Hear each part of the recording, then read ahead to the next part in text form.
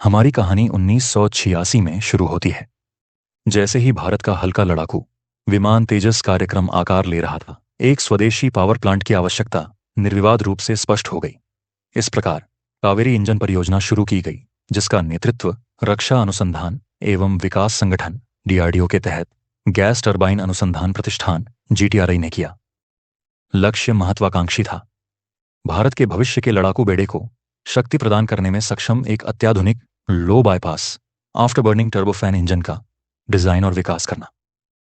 पूर्ण पैमाने पर विकास के लिए प्रारंभिक मंजूरी 1989 में आई, जिसमें तेजस को लगभग 80 किलोन्यूटन थ्रस्ट उत्पन्न करने वाले इंजन से लैस करने की दृष्टि थी।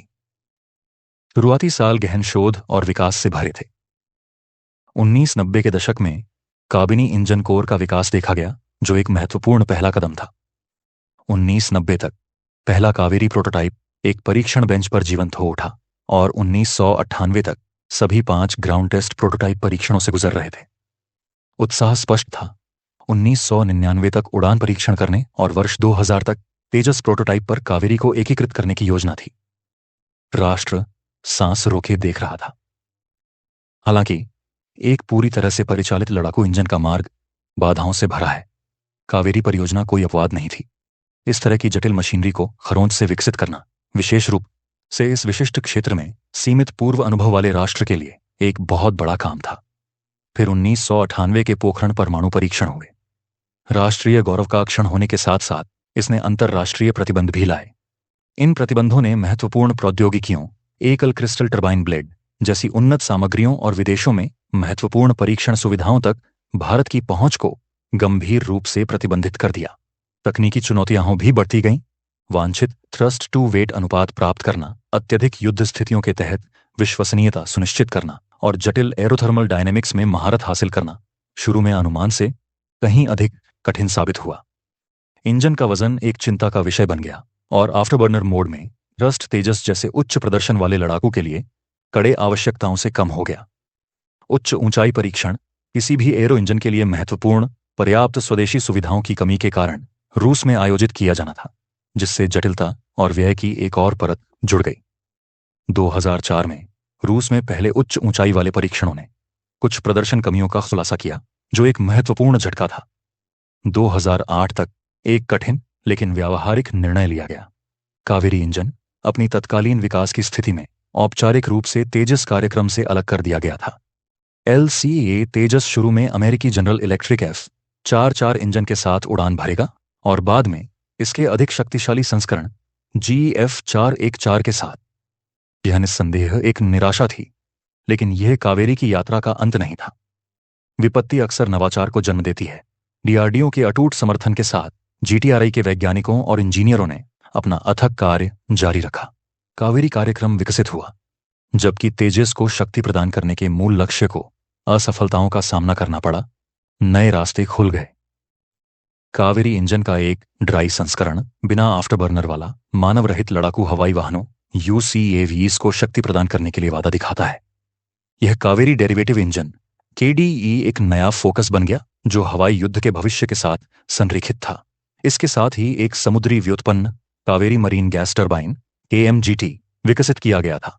यह संस्करण 12 मेगावाट बिजली उत्पन्न करने के लिए डिजाइन किया गया, सफलतापूर्वक परीक्षणों से गुजरा है और इसका उद्देश्य भारतीय नौसेना के युद्धपोतों को शक्ति प्रदान करना है, जो नौसैनिक प्रणोदन के लिए एक महत्वपूर्ण स्वदेशी विकल्प प्रदान करता है।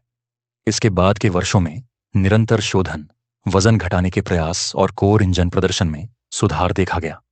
सहयोग, हालांकि फ्रांस के स्नेकमा, अब सफरान जैसे अंतर्राष्ट्रीय दिग्गजों के साथ सह विकास के लिए कुछ शुरुआती बातचीत प्रौद्योगिकी हस्तांतरण पर असहमति के कारण उम्मीद के मुताबिक अमल में नहीं आई, फिर भी इसकी खोज जारी रही। इस परियोजना में भारत के भीतर परीक्षण बुनियादी ढांचे के उन्नयन में निवेश देखा गया। हाल के घटनाक्रमों ने आशावाद की एक नई भावना लाई है। कावेरी इंजन, विशेष रूप से इसके ड्राई डेरिवेटिव, ने और परीक्षण किए हैं, जिसमें रूस में हालिया परीक्षण भी शामिल हैं। महत्वपूर्ण प्रगति की खबरें हैं। इंजन ने भारत के घातक UCAV जैसे मानव रहित प्लेटफॉर्मों के लिए उपयुक्त आशाजनक थ्रस्ट स्तर हासिल किए हैं। इंजन का वजन भी कथित तौर पर कम किया गया है, जिससे यह डिजाइन लक्ष्यों के करीब आ गया है। कावेरी के लिए सार्वजनिक और सरकारी समर्थन में भी पुनरुत्थान देखा गया है। फंड कावेरी इंजन जैसे अभियानों ने सोशल मीडिया पर लोकप्रियता हासिल की है, जो एक स्वदेशी एरो इंजन की रणनीतिक अनिवार्यता को उजागर करता है। भारत सरकार ने भी परियोजना के लिए निरंतर प्रतिबद्धता और बढ़ी हुई धनराशि का संकेत दिया है, जो रणनीतिक स्वायत्तता के लिए इसके दीर्घकालिक महत्व को पहचानती है। तो कावेरी का भविष्य क्या है?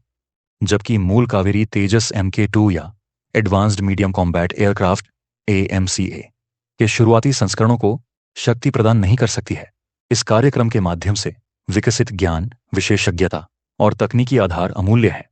कावेरी डेरिवेटिव उड़ान परीक्षण और भारत के आगामी स्टील्थ UCAV में संभावित एकीकरण के लिए निर्धारित है।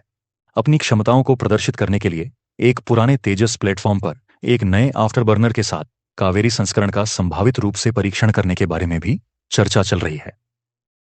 कावेरी परियोजना भारत के भीतर एक नवजात एरोस्पेस R&D पारिस्थितिकी तंत्र बनाने में सहायक रही है। इसने देश में पदार्थ विज्ञान, उच्च गति वायुगतिकी और जटिल प्रणाली एकीकरण की सीमाओं को आगे बढ़ाया है। सीखे गए सबक, सफलताएं और असफलताएं दोनों। भविष्य के अधिक महत्वाकांक्षी एरो इंजन कार्यक्रमों के लिए महत्वपूर्ण कदम है। कुछ विशेषज्ञ कावेरी 2.0 की भी बात करते हैं, एक अगली पीढ़ी का इंजन जो कावेरी की नींव पर बन सकता है, संभवतः महत्वपूर्ण भारतीय बौद्धिक संपदा अधिकारों के साथ अंतर्राष्ट्रीय सहयोग के माध्यम से। कावेरी इंजन की यात्रा अपार तकनीकी और भू राजनीतिक चुनौतियों के सामने भारत के दृढ़ता का प्रमाण है। यह न केवल उच्च स्तरीय रक्षा प्रौद्योगिकी के उपभोक्ता बनने, बल्कि एक निर्माता बनने की राष्ट्र की महत्वाकांक्षा को रेखांकित करता है। कावेरी कहानी का अंतिम अध्याय अभी लिखा जाना बाकी है, चाहे वह भारतीय लड़ाकू जेट की भावी पीढ़ी को शक्ति प्रदान करे, हमारी मानव रहित हवाई क्षमताओं में क्रांति लाए, या और भी उन्नत स्वदेशी पावर प्लांट के लिए महत्वपूर्ण आधार तैयार करे। कावेरी हमेशा आसमान में भारत की ऊंची आकांक्षाओं का प्रतीक बनी रहेगी। यह एक मैराथन है, स्प्रिंट नहीं, और कावेरी की भावना प्रवाहित होती रहती है, जो आसमान में आत्मनिर्भरता के लिए भारत की खोज को शक्ति प्रदान करती है। कावेरी इंजन के इतिहास के इस सफर में हमारे साथ शामिल होने के लिए धन्यवाद। प्रौद्योगिकी, रक्षा और भारत की नवाचार की अविश्वसनीय यात्रा पर अधिक कहानियों के लिए लाइक, शेयर और सब्सक्राइब करना न भूलें।